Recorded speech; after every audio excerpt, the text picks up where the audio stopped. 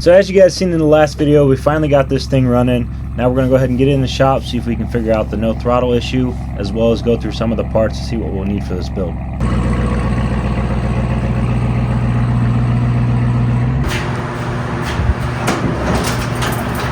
Holy mackerel.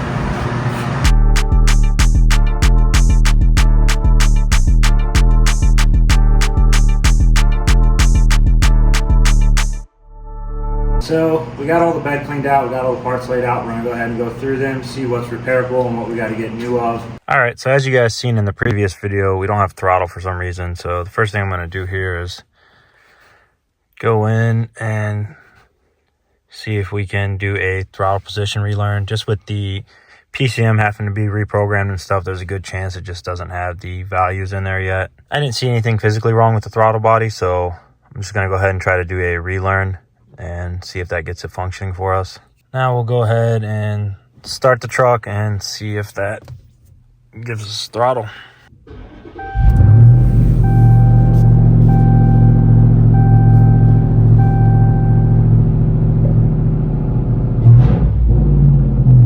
All right, that fixed it. We got throttle.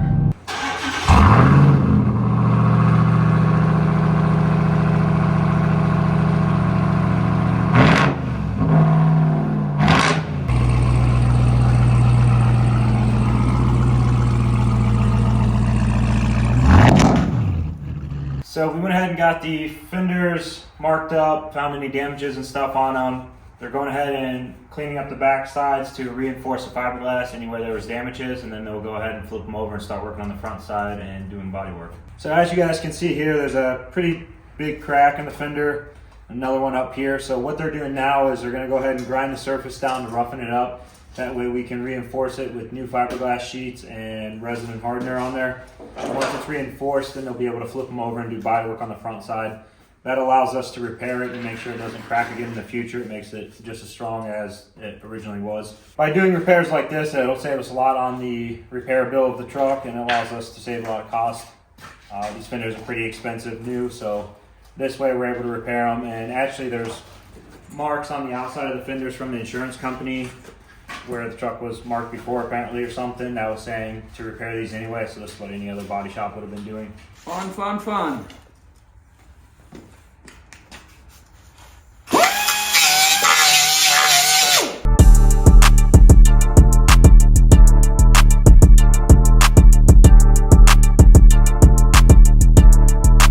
So as you guys can see, we pretty much got all the parts we need to finish the TRX in. We were able to source some of the parts used, and we got some of the parts new from the dealer, so I'll go ahead and walk around and show you guys those now. So we sourced a good used hood, as well as a front grille, and then the radiators. There's 3 of them actually. So there's the main radiator, the supercharged cooler, and then the AC condenser. We also got a used front bumper from somebody. It was off a lower mileage truck. He ended up upgrading to a different style bumper, so we got that complete from him. And then new from the dealer, we got the front rail here that the fender hooks on, as well as the hood shock, the lower frame rail piece here, and the core support, headlight, and the cooling panel there with the T-Rex on it. So the next steps, the guys are gonna prep the hood as well as the fenders, get them ready for paint. And also this front rail here has to get painted body color. Here's the original one off the truck, as you guys can see it. It's more or less like a overspray more than a full paint, but we'll get that painted up before we section it in, and then we'll blend the areas where we section it.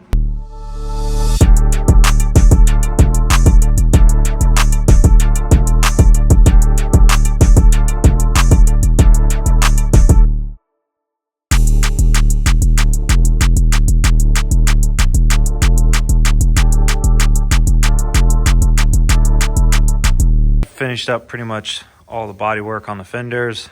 Pretty much ready for paint now. We'll have to go back through, remove some of the smaller stuff, and retape everything, get it ready for paint. But finished up pretty much all the body work here. All the repairs have been done on the fiberglass fender, so they're all good to go. Next, we're going to be working on this front frame rail piece. This is the old one that was damage that they'd cut off. What do you mean we'll be working? You mean you look at me, not working? So they're getting this all scuffed.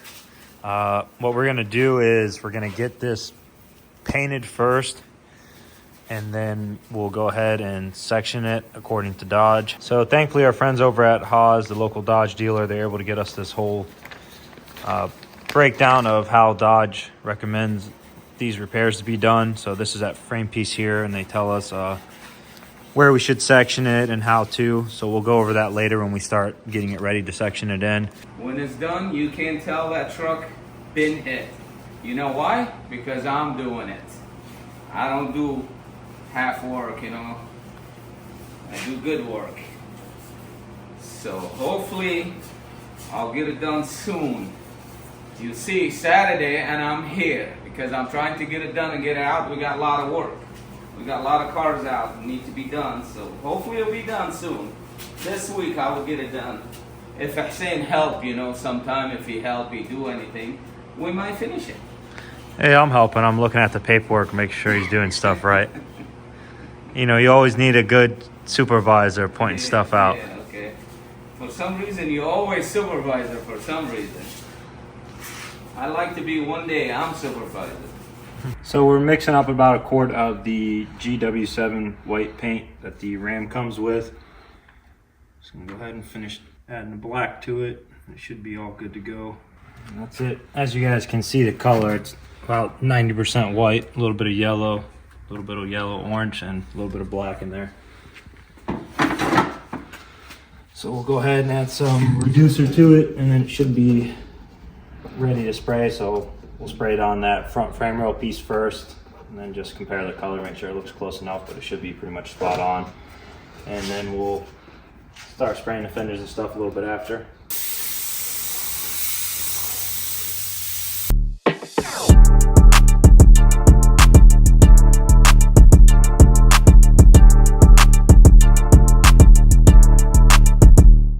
So right now we're working on getting this, see this frame piece from factory, they slide in right there, and then they just weld around it and plug weld at the edge of the circles. So it's made, it's technically designed to be able to replace it if in case of an accident or anything. Basically right now we're working on getting this one placed in there properly, and then once we get it in there in the right position, after we get everything lined up, we know it's all 100% in the correct spot, we'll go ahead and weld around it. This piece we're trying to get it at least temporarily set in there for the time being, so when we run the upper rail we can go ahead and rest it on there. That way we can mock up the front core support as well. So this next step was one of the longer processes of the job. Basically we had to keep mounting everything and then taking it back apart and adjusting it and tweaking it and everything like that. That way we could get the rail perfectly straight. So you'll see we take a lot of measurements and move and tweak everything to get everything exactly in the right place. This is a really important step to make sure all your body panels line up later. So next, just to reconfirm that everything was adjusted properly and lined up, we went ahead and mocked up the fenders as well as the bumper and hood on the truck. This just reconfirmed for us before we paint anything that everything is straight and where it's supposed to be and everything fits properly.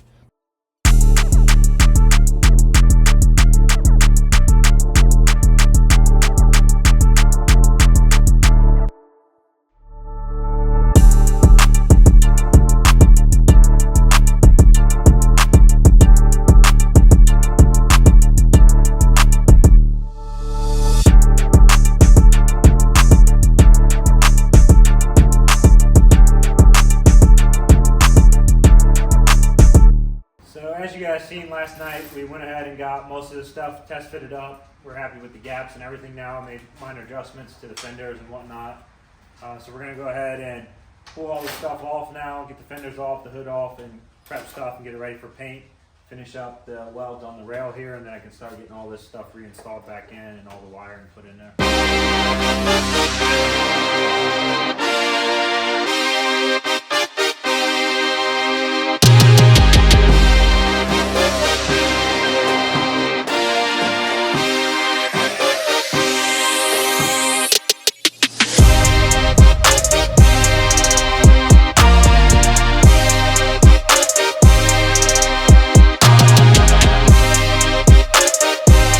So as you guys can see, the rails are pretty much finished up. They're gonna do a little more welding on them and then one more grind on them, and they should be all good to go. Then we'll go ahead and get those painted so we can start reassembling stuff in the bay. So as you guys can see, we got the rail all painted up, and now we're gonna go ahead and start reassembly, get the battery tray back in here and start finishing running all the wires and whatnot. And then we'll be able to start putting the fenders back on for the last time and the hood as well.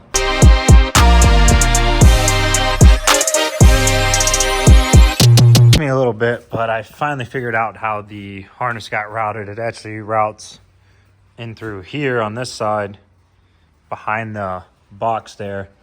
I didn't take it apart originally when it came. That stuff was already removed out of there and the harness was just kind of hanging, so I wasn't quite sure. So I had to disconnect some stuff from the fuse box, reroute it, and then rehang it. So now that I got it all figured out, we're gonna go ahead and finish up routing the rest of the wires, hook up all the grounds and the powers, and then it should be all good to go. As you guys can see, he's just finishing up spraying the final coat of clear coat over everything. It's the next day. As you guys can see, all the parts are fully painted, cleared, and they've been baking all night, so they're all good to go. We're gonna go ahead and get them back in the shop and start reassembly. You guys seen earlier, we finished up all the wiring in the battery tray, got everything routed.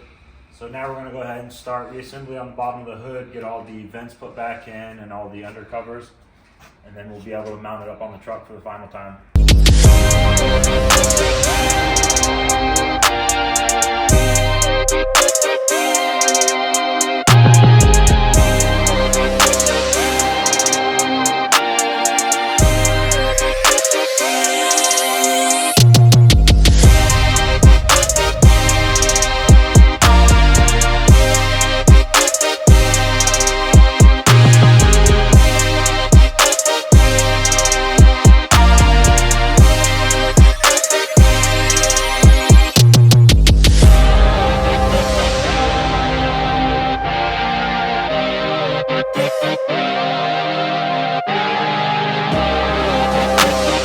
Next, we're going to go ahead and install the pieces that go under the light, basically the fender extension pieces. They go on before the fender flares. Hopefully I say don't break them, then I have to paint them again.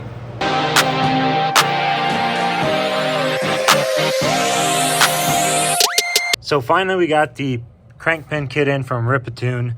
We're opting to put this in now while we have room up front before we put in all the radiators and stuff. This is basically kind of a in-case situation where in case in the future we decide to put a pulley on there and upgrade it at all, the crank pin has already been done and we don't have to worry about it. So we'll go ahead and get this installed now. I'll show you guys how we do it. As you guys can see here, we were struggling trying to get the crank drilled out. We contacted Ripatoon and apparently somehow the wrong drill bit got put in the kit. I'm not sure how that happened, but we ended up having to buy a cobalt bit, and that allowed us to finish drilling through the crank and made it a lot easier. So we just got a new bit. It's a Milwaukee cobalt bit, so it should be able to drill through the hardened crank. So we're gonna go ahead and remeasure it, transfer over the tape, and then start drilling on the crank again, see if we can get through.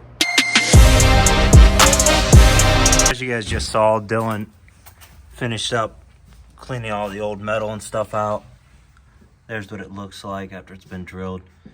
Basically, this is almost like a keyway or something that you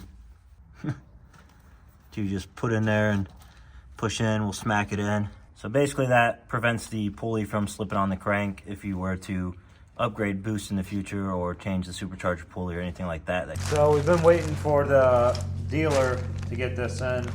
Been on backboard and stuff, but we finally got it. This is the harness that runs up from the fender here up to the core support.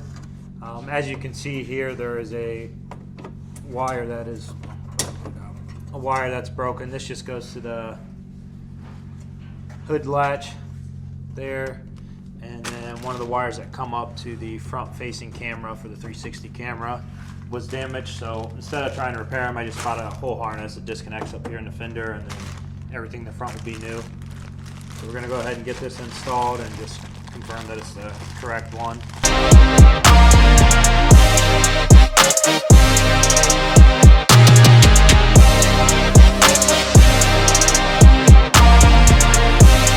So we got the whole radiator pack assembled with the fan and everything on there now. So we're going to go ahead and get it, put it in the vehicle.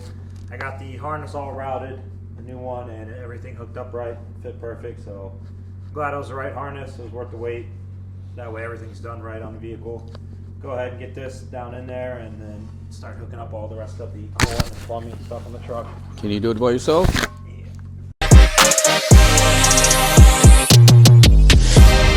So as you guys seen yesterday, we went ahead and got the radiator all in and tightened up.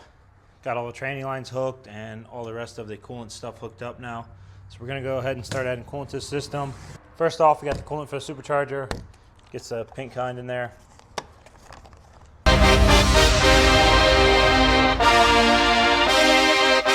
So we're gonna go ahead and put purple coolant in for the motor. I got a new coolant tank coming from the dealer. They said it should be in tomorrow. There's nothing really wrong with this one, it's just discolored. So I figured might as well put a new one in, but we should be able to fill up the motor and everything, and then when we get the new one tomorrow, we'll finish topping off the tank.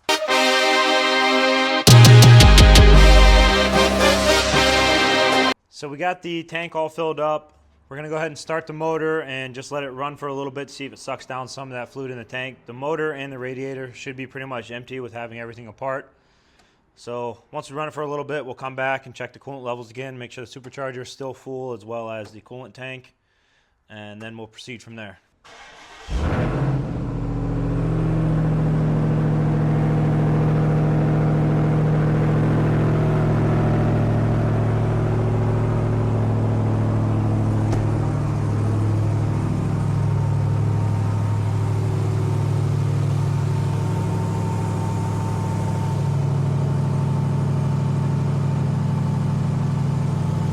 Not sure if you guys can see it on camera or not, but the intercooler tank is completely empty now, so we're going to go ahead and add more to that.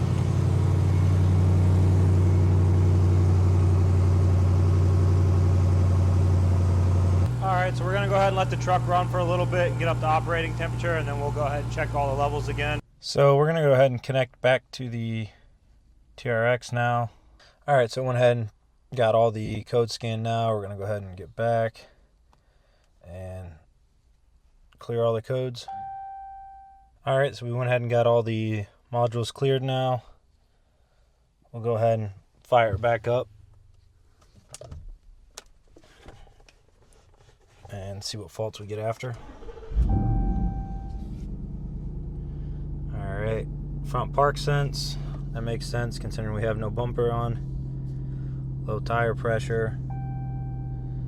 And service power steering. Yeah, we definitely don't have power steering for some reason, so we'll go ahead and get back in there. Back in the scanner now, see if we can figure anything out with the power steering issue. Alright, so we're seeing we lost communication with the electric power steering control module, so I'm going to go ahead and hop back out and check up front and see if for some reason maybe it got unplugged or we didn't plug it back in when we were putting some stuff together. So I was searching around and I found this one connector. It ended up being unplugged, so we went ahead and plugged it back in. Gonna go ahead and start the truck back up and see if we got power steering now.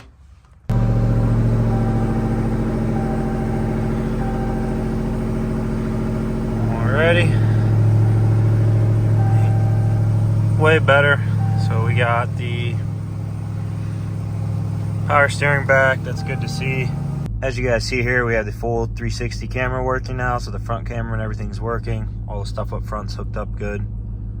So we're gonna go ahead and back it out and give this thing a good look out in the sun. So what do you think? Nope, it won't do it, braking gas.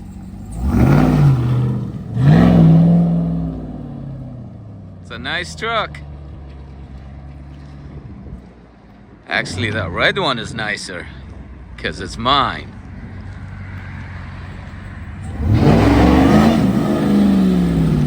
Ding, hit the fence and we fix it again.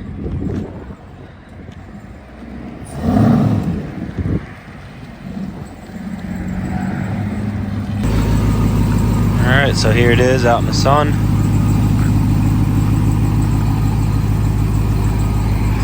Obviously we still got to get the front bumper on. We're waiting on the oil cooler bracket more or less to mount that up. That way we can finish putting the front bumper on and finishing everything up. So this is the piece we've been waiting for. It finally came in. Actually had to get it out of California. Some guy on eBay actually had it. None of the dealers could get it. It was all back ordered. You guys can see the difference in the color as far as the tanks and stuff. This one's like nasty brown color and it's a nice clear. Yeah, 30,000 mile on this one.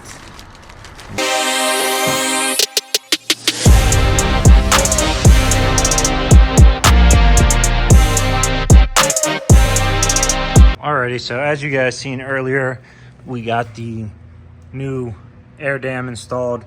We are missing a bracket like that goes over here. Bolts up right there and then to there. I got one on order, but the dealer doesn't know when it's going to be in, but I can do that from underneath. So we're going to go ahead and get the bumper on now.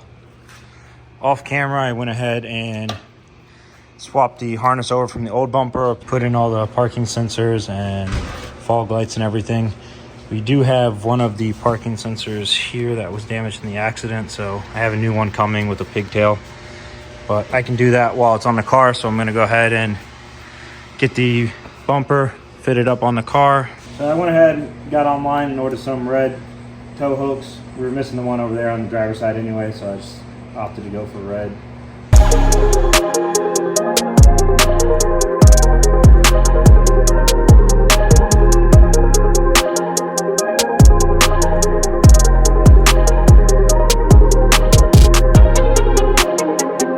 Finally putting the best part on. And we done. Close.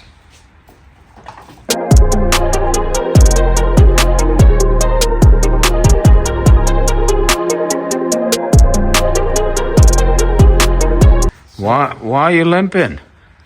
Yeah, I fell getting out of the truck, trying to squeeze between the lift, and I slipped on the lift arm, hurt my ankle. But we're gonna go ahead and take the truck now over to our detail shop. We have a couple things planned for it while it's over there, so we'll bring you guys along and show you what we have planned.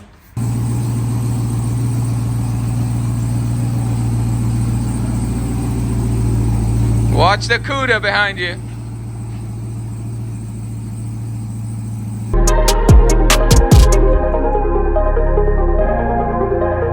We're all iron out. This is all Rust deposit from brakes. Yeah, and the chemical is just kind of getting on the surface and breaking down. Yeah, turning all that purple. Purple, yeah. Yeah, it's crazy. It's crazy too because it looks white, you know? You don't really see it. Yeah, but if you look very closely. Here we're going ahead and spraying the truck down with a iron melt, which basically removes any contaminants in the paint, as well as a clay bar. So you see them clay bar the truck here before we go to apply decals.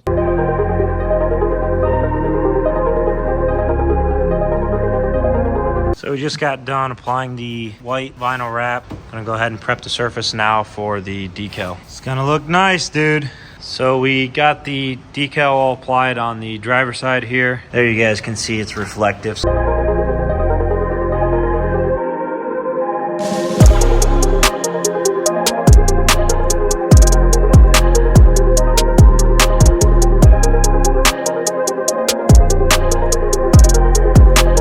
We have the TRX in the detail shop today, getting the interior and the rest of the truck all cleaned. Here is the suede on the steering wheel. Unfortunately, suede's real prone to getting matted down with any grease or anything like that from your hand. So as you guys can see, it's pretty matted. Here's an example of it being matted, and this is kind of what the suede would have looked like new. So it's just all the high contact zones get really matted down. So we're gonna go ahead now and spray it down with some of the cleaner and see if we can bring this suede back.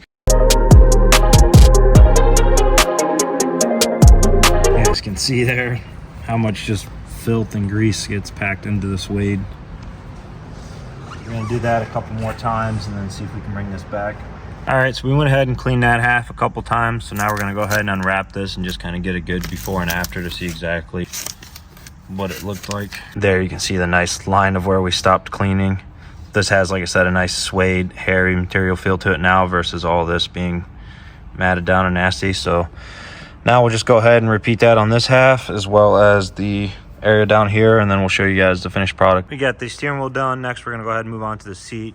You guys can see kind of all the dust and stuff just from the truck sitting before at the repair shop and then being in our body shop as well. All right, so we went ahead and got the whole seat all cleaned up and degreased. Now it kind of has like that factory matte finish. Again, everything's in good condition because of the mileage. Next up, we're gonna go ahead and apply our leather conditioner. This will basically just kind of treat the leather, prolong the life of it. Again, this did come out of California and Texas originally, so it doesn't hurt to have a little bit of extra moisture into the leather. Just kind of protect it and prolong the life of the leather. All right, so next up, we're gonna go ahead and clean all the dash. You guys can kind of see all the dust and stuff here. Nice thing about this truck is it does have the carbon fiber package on it. So you guys can see all that nice carbon fiber. And then it is a level 2. It does have all the nice leather stitched dash. So again, we're just gonna go ahead and get all the dust and filth off of it. Then we'll treat the whole dash with the leather treatment. Again, just to protect it, because that does sit out in the sun a lot and get a lot of sun exposure.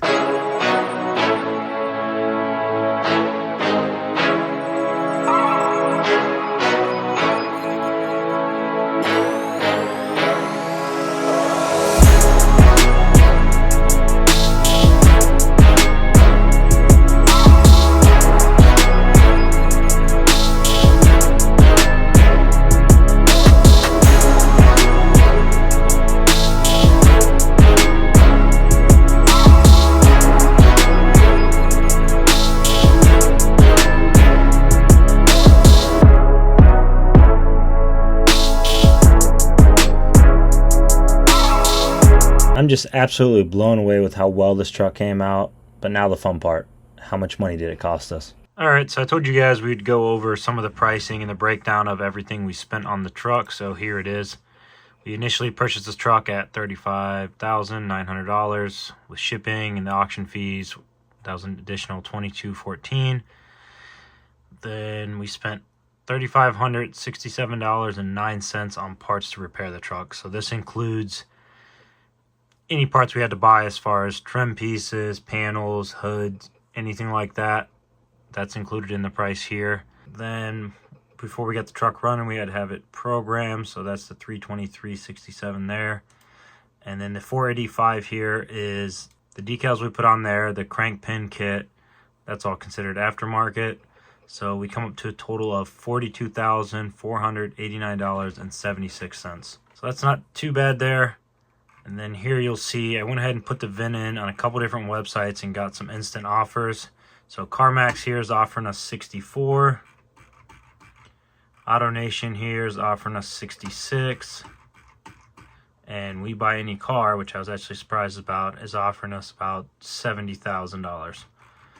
So I don't believe this to be too accurate, the fact that the vehicle retails for 73. Yeah, right there's a few examples of places we could take it and sell it. Again, these are obviously rough offers. Once you go there, they might find something to nitpick or whatever else to kind of drop the price a little bit. But, you know, let's just say worst case scenario, out of all these, they had to take some price off.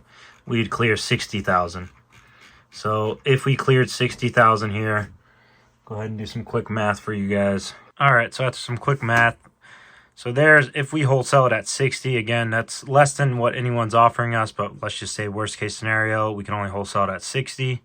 We still have a profit of $17,500. So not bad at all for the work we had to do and stuff. I mean, that's a pretty good profit there. But again, we have the possibility to retail it, and at retail, that's an additional $13,000. If we're able to retail it and we get the full retail price of about $73,000, that would put us at $30,510 as far as a retail profit on it. So that would be a really nice profit or return on that. Again, I'm not too sure what my plans are for the truck. Probably gonna go ahead and sell it. It's definitely fun to drive. I've been driving it now at this point for about a month. Really enjoy the truck. It's fun to drive. It is terrible on gas, though. That is something to know if you guys are looking at one of these. But obviously, that's not a reason why you buy one of these if you're worried about gas mileage. But yeah, I just wanted to give you guys a quick breakdown of what we have in this thing. And you guys can judge for yourself if that profit is worth all the work we put in. Again, obviously having a shop and having the ability to do all these kind of repairs obviously makes it worth it to us. The winner of the Porsche has been chosen. Juan, if you could go ahead and reach out to us, our email is forza.automotive@yahoo.com, and we will be in contact with you.